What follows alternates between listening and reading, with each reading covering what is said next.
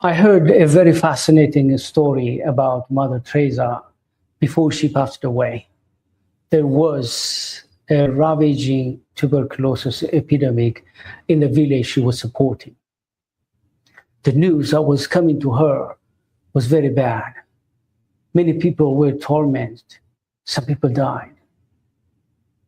She was ordering things to be done. She was directing people. She was leading remotely. Nothing changed. The story, the report that she hears, it bothered her. And finally, she decided to go. And her inner circle erupted. No, you cannot go. She said, I'm going. And they insisted, why are you going? Given your age, you could die. What's the benefit for people if you die? And she said, don't you know that I'm called to be light? And these people are in darkness. And I can't shine away while they are in darkness. They insisted, what if you die? If you contract tuberculosis, if you die? She said, I can't die. What makes you to say that? To say, I can't die. Even if I die, I want to die while I am doing what I'm called to do, what I'm meant to be. Mother Teresa lived a purpose-oriented life. I shared her story in my book, The Highest Level of Greatness. Her story and many great lives in that book. Mother Teresa and those great ones, they never chased greatness. They built great life based on who they were and why they were. They never chased greatness. Greatness, for the sake of it, is empty and unfulfilling. Greatness is not chased. It's built based on who you are and why you are. And today we're going to talk about one of the three common traits of great lives: purpose-oriented lifestyle. I'm going to talk about what is purpose, what's not purpose. What happens when purpose is neglected or misplaced or displaced in a family, in an organization, in a society. I'm going to also share with you some of the stories of great ones who led a purpose-oriented lifestyle and how to discover, pursue, and fulfill your purpose.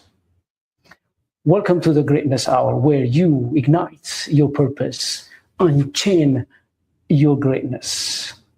Before we dive in and talk about purpose, let me recap what we covered in episode 3. In episode 3, I began that episode by sharing a story about giant elephants that were tied with little ropes. And they were not trying to break free. And you know the reason. The reason was when they were kids, those little ropes kept them tied. They tried to break, they couldn't.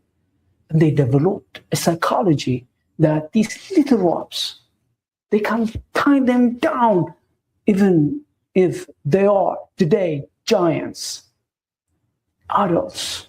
And this syndrome is called learned helplessness. And I shared that this syndrome is not just affecting animals, it also affects us. There are things we learned from our ancestors through epigenetic, through our conditioning when we were kids, through our subculture, the way we grew up, the people we listen, the people who influence us, and based on our habits, we might have been tied with these little subtle hidden powers, which we could just easily break free, but we're not. Let me tell you a little bit about these 4 limiting factors. The first one, epigenetic, which is about the pre-wiring of our brain based on the epigenetic inheritance of our ancestors. What they feared, their trauma, their habits, their behaviors, transferred to us, and we were pre-wired before we were born. You might have heard people say, "Are you like a drunkard like your father?" Or "You have temper like grandma."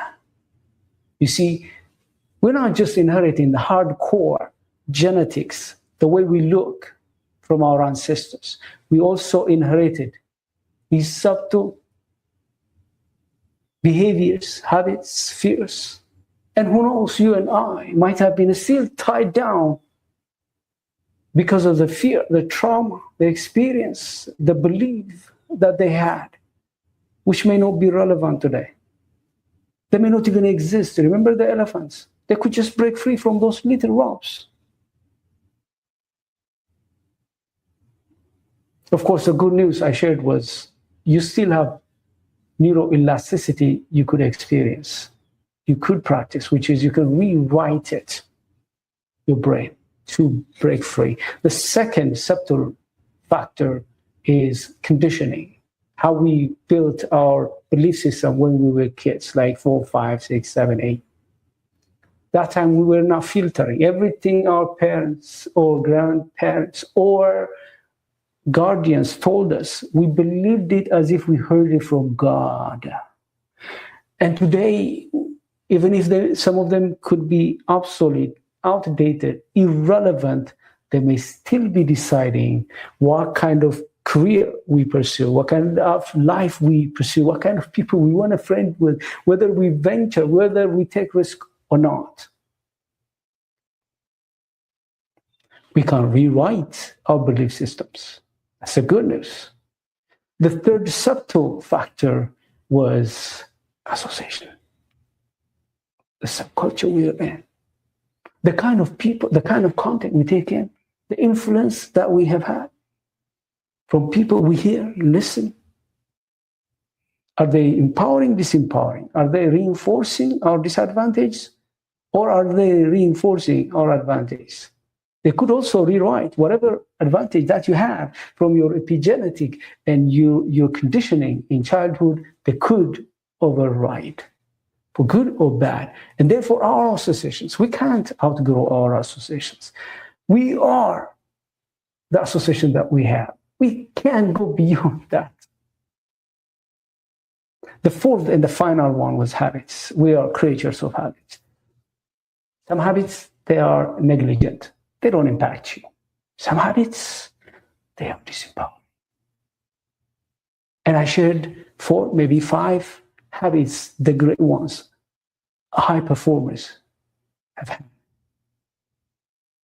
While you are breaking free from these 4 subtle, microscopic ropes that are tying you down, today we're going to talk about purpose. Once you're free, what should you do? Discover your purpose, pursue it, and get fulfilled. Before I proceed and talk about that, I had a pushback from someone I know. He called me, he listened to episode 3, and he told me, AZ, talk about these micro level things that hold us back. Don't you open your eyes and see that there are macro systemic discriminations that hold us back, we minorities, is African American? My response was clear. No, I know what's happening. I came from Ethiopia. I know what discrimination means because of your ethnic background. I'm African American. I'm here in the United States, and I know what it means to be discriminated. But here is what I know. We have come a long way. For example, in the United States, women and blacks, we're not voting. We've come, but it's not a perfect world. You don't find any perfect country, any perfect culture. Go any culture, any country, you will find minorities, and they will tell you they're holding back, they are constrained. Can we make the world equitable, fair, and perfect? I don't think so. Our spiritual evolution is not yet there. Ego is still leading the world. And therefore, people, rather than seeing your colorless, your ethnicless, your eternal soul. They see your outside, your historic background, your religious background, your political views, your color, your ethnicity, and discriminate you, hold you back if they have the power. And I know they exist. Here is my answer to him, final answer. This show is not about these macro systemic things that hold you back. Part of the reason, because they are out of your control, my control. They may take decades. You may even pass away before you see an equitable world. Should you wait until then? Which means, should you sit down until you see all the lights green? Should you wait until the world becomes perfect? That's not wise. But you do what you have to do. Join a political party. Vote. Join associations, groups that are fighting for equality. But you don't have any control about it. You don't know when it will be over. You should not wait. You have one lifespan, and you have to jump in and live today. The focus of mine in last episode was those things that you have control. I can tell you so many stories of minorities, women, blacks in the United States, who overcame systemic discriminations that hold them back. They are billionaires, they are successful actors, successful media moguls. Why did they succeed in that? Because they rewritten their epigenetic, they rewritten their early conditionings.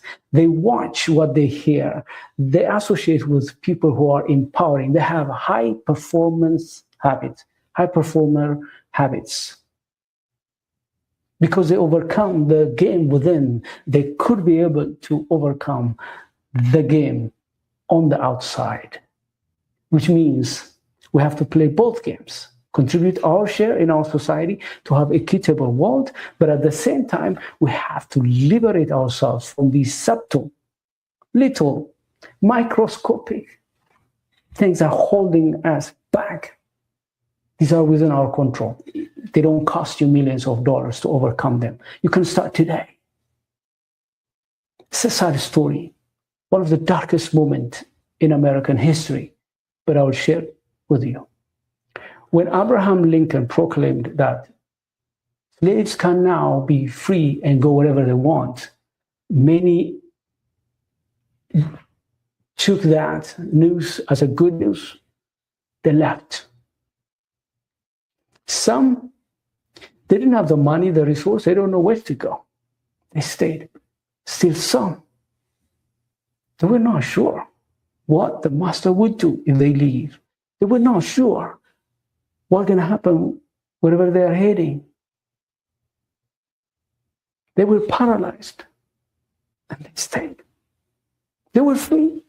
Like the elephants, they could break free. They didn't. Why? Because something within hold them back. You and I,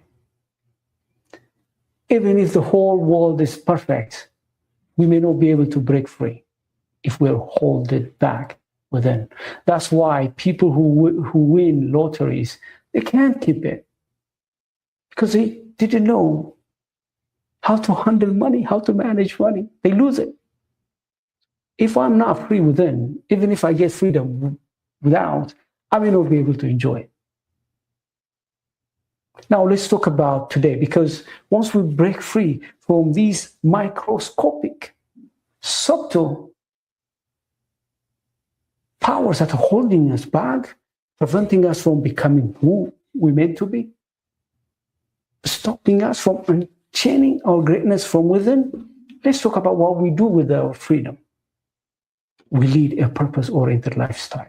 In my book, The Highest Level of Greatness, I shared stories of great ones, including Mother Teresa and many others, some of whom I'm going to share in this episode. They had 3 traits in common, regardless of their cultural and generational differences. 1, they led a purpose-oriented. 2nd, vision-centered. And 3rd, values-driven lifestyle. In the next 3 episodes, we're going to focus on these 3 traits. Let's start with the first one. Leading a purpose-oriented lifestyle. Let's talk about first. What's purpose? Purpose is the very existence of you. If you are opening a company, the very existence why you went to register that company. Why do you exist? And if you look at the universe, it's a purposeful universe. The intelligence that created the universe is purposeful. You don't find anything macro or micro that doesn't have purpose. We don't know the meaning or the very reason why a thing doesn't mean that it doesn't have purpose. It has purpose. Now let's talk about what's not purpose. Our roles, our mandates, the responsibilities that we take, such as we were brothers, sisters, sons and daughters, father, mother, maybe grandma, grandpa, president here, CEO here, soldier here, player here. All of these roles that we play, they're important according to the stage where we are in life and the situation we find ourselves. But purpose is the anchoring reason why you're here. It's not seasonal. It's throughout your life. You emerged from eternity to time and space to do a certain thing. Finding that certain thing is the most important thing for your fulfillment. To have impact and legacy in this universe, a universe of purpose. What happens if we neglect, misplaced, or displace purpose? Think about this. Think about a micro environment, just a micro environment. In that micro environment, there are macro and micro living and non-living things. Plants, animals, bacteria, and so on. If you misplaced, displace one of these inhabitants of that micro environment, the environment loses harmony, disintegrates. The same thing in organizations and families. When people are not on their purpose, when purpose is displaced, what you see is chaos, disorder, disharmony, lack of synergy. When you look at chaos in families, organizations, and societies, that's the very reason why you think purpose is important. If people are on their purpose, if they are not living their purpose and meddling somewhere else, if we have everybody taking care of their own purpose, we would have harmony, unity. We would have moved forward as humans, as family, as organization to achieve our goals.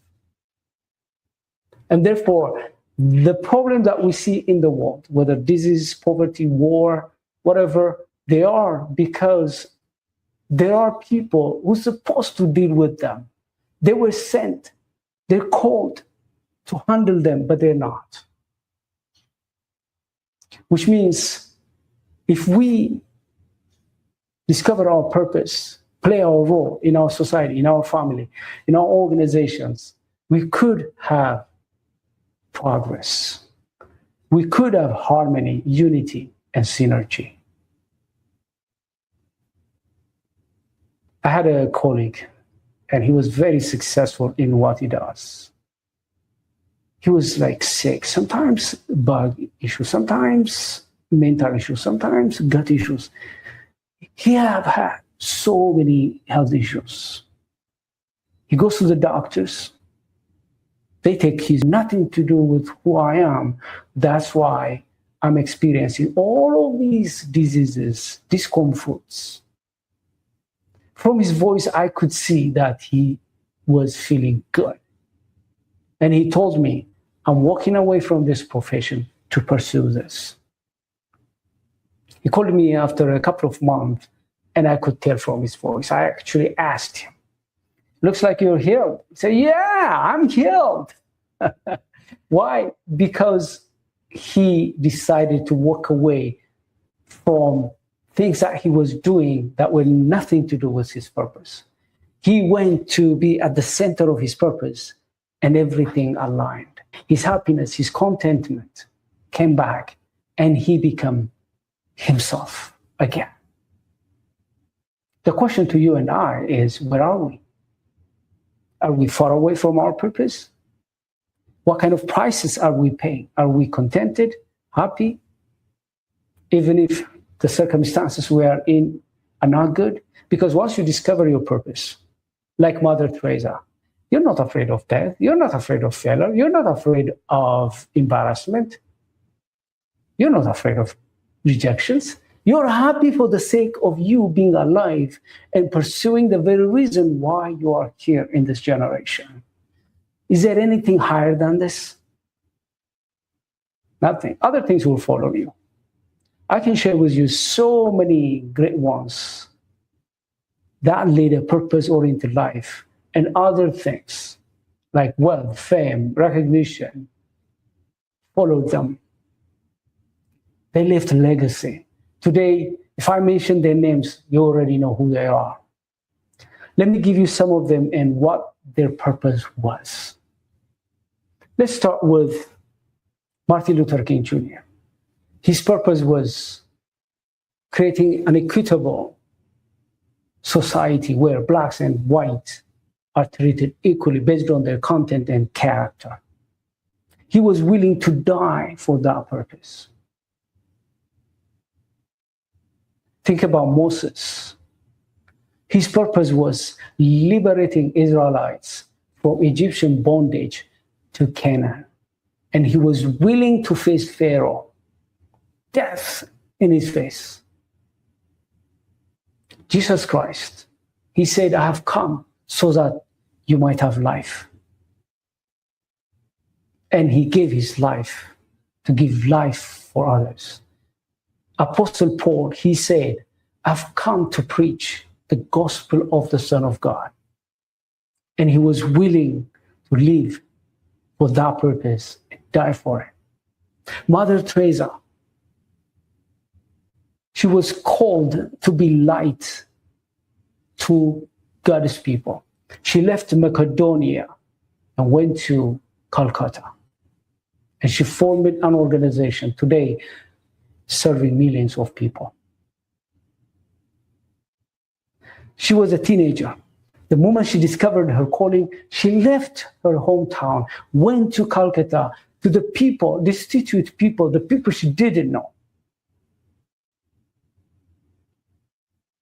What about Thomas Edison? His purpose was lightening up the world. He discovered many things, but his preoccupation, obsession was lighting the world with bulbs. It took him 10,000 experiments to come up with that one discovery, and the world is lightened up because of that commitment, for that dedication of Thomas Edison for his purpose, lightening up the world. I can give you a lot of stories about people who discovered their purpose, pursued it, and fulfilled it while alive. If you are interested, you can read the book, The Highest Level of Greatness. There are great stories. And you could also begin to discover, pursue, and fulfill your life by reading that book. It's a small book. You can find it on Amazon. I'm going to share with you the link here. Now let's talk about how to discover your purpose. How do you know why you're here? It looks like a philosophical question, but it's not a philosophical question. It's within you. You're wired. The timing is right when you came to this world. I can tell you this. When you discover your purpose, you're so certain that you feel like you are eternal. You feel like you're aligned with the universe. You feel like you are aligned with God, the one who created you. You can imagine the kind of happiness, contentment that you feel, even if the world around you is chaotic, disappointing, even if the world laugh at you, reject you, ignore you, doesn't matter. Your purpose gives you significance. Your purpose gives you relevance, well beyond your generation. How do you discover that purpose? Different people use different methods to discover their purpose. I can share some, but here is my promise. I'm writing a book specifically on purpose. It may be released at the end of this year or next year. If you are interested, you can reach out and we can use the framework that we have so that you could discover, pursue, and fulfill your purpose. You could also invite us for us to arrange a workshop or a 3-day retreat summit where we focus on 1 day on discovering, 2nd day on pursuing, and the last day fulfilling your purpose. But for today, I want to give you some tips so that you can start today to discover, pursue, and fulfill your purpose. Let's start with discovering. One of the ways to discover your purpose is to listen to yourself, which requires you to sit down and listen. So many times I told you, if you want to have clarity, you have to leave the beta phase of your brain wavelength. You need to go to the alpha, even go to the theta. Forget about gamma. Just at least go to the alpha, which means you forget the world and be with yourself, your spiritual self, your higher self, and listen. And some dots will be connected.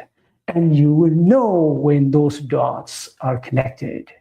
Another thing is to go back and see what you love to do. When you were elementary school, high school, college, something connects with you. Oh my gosh, when I did this, I was alive. I was happy. I was healthy. I was joyful. The third thing to discover is, of course, read the stories of people who discovered their purpose. And of course, you can also talk to someone like myself, coaches and mentors, because they could ask you the right questions. But here is what I don't agree. I've heard a lot of experts. They tell you, just give me 20 minutes. Just give me that workshop. Just give me 2 hours. I can help you spot your purpose. I don't believe in that. Purpose is discovered. It's a journey. You have to pass through a process. Sometimes you get a glimpse of your purpose, you take actions, you gain clarity. You move somewhere and you immediately gain clarity, and you could be able to know your purpose, which is a journey.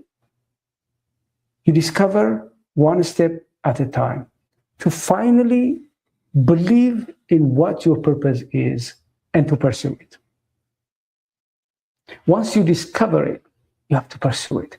This is about action. A lot of people discover who they are, what they must do. Big problem they have is they don't take action. They wait until all the red lights turn green. They wait until sponsors, volunteers, partners join them. Tony Robbins didn't do that. When he was a kid, someone showed favor during a holiday. That person brought food for the family. Tony Robbins saw that generosity as a kid and he said, I want to be like this when I grow up. Tony didn't wait until he became a millionaire, popular. He started feeding one family at a time. He was giving 1 meal at a time. 2, 3, he grew up. Where is today Tony? He's feeding hundreds of millions of people every year. He partnered with very influential people and organizations like Feeding America. He has an initiative called 100 billion meals challenge. He's trying to send 100 billion meals every year. Where did that start? When he realized that this is what he wanted to do in his life. When he decided to bridge this gap, feeding the world, and he started one meal at a time. Where are you today? Did you discover your purpose? What are you doing about it? Some people tell me, oh, I will do it when I retire. Oh, I will do it once I have this business up and running. I'm not asking you to abandon anything. Can you start offline after work? Do something? What I do right now, for example, is part of my purpose. I discussed in the book, The Highest Level of Greatness, what my purpose is and what I'm doing. That's why I wrote those books. That's why I have this show. I don't wait until the world supports what I do. Others to join me as partners. I do what I could with the limited resources that I have to be faithful to my purpose. The last part is fulfilling your purpose. Purpose is not just a one lifetime thing. Other people contribute to something to that purpose that you discovered. The journey continues after you pass away. The question to you is, how do you fulfill your purpose and make sure that it continues without your presence? This is about you building an institution, a team, which requires you to fund the purpose to be self-sustaining. It requires you to form an organization or join one to bring a team, create systems, processes, create automations, and delegate things to make sure that your purpose is independent. Mother Teresa passed away, but her organization continues. Many great ones, they passed away, their purpose continued because of their successors, because they mechanized their purpose, which means they created systems, processes that could run without their presence. They mentored, coached successors who took over. But when you look at some people, they discover their purpose, they pursue it, they become great, but as soon as they pass away, everything crumbles. Their legacy evaporates. That's a disservice to the world, to the next generation. When it comes to you and I, we have to think about how to fulfill our purpose even after we passed away.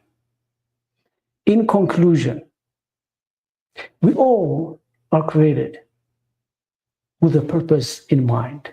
There is nothing in this universe without a purpose, even if we may not know why that thing is. And if we abuse purpose, there are prices. If I use my coffee mug to dig the ground, or to use my leg to write, I'm abusing purpose. And it doesn't work. Like that, if I'm misplaced from my purpose, I'm not optimizing who I am. I'm not releasing my potential, let alone to maximize my potential. That's why we need to understand the power of purpose, which is a solution not just for your life. Remember, my friend, he was sick all the time until he discovered his purpose. I'm not saying all sicknesses are related with purpose, but purpose, when it's displaced, when it's neglected, when it's abused, there are consequences at individual, family, and societal and organizational levels. Once everybody, or as the majority of the people in a given organization, in a given society, they are on their purpose, chaos, disorder disappears. Order, harmony, synergy, peace, and abundance flourish. Therefore, the creator of this universe is purposeful. The universe itself is purposeful, and we need to align and become purposeful. And I shared with you some stories of the great ones who laid a purpose-oriented lifestyle. I also gave you some tips on how to discover, pursue, and fulfill your purpose. As I said, I'm writing a book. Again, I share that book so that it gives you a framework on what to do in details to do these three things. Until then, I encourage you to read the Highest Level of Greatness book. And also you can reach out for coaching or for us to arrange for you a workshop for one day, maybe a 3 days summit or retreat. Thank you very much for watching. Until I see you with episode 4, please like, share, comment, so that the YouTube algorithm could present this product, this episode, in front of many people who may benefit. And I appreciate you for the support. Bye-bye.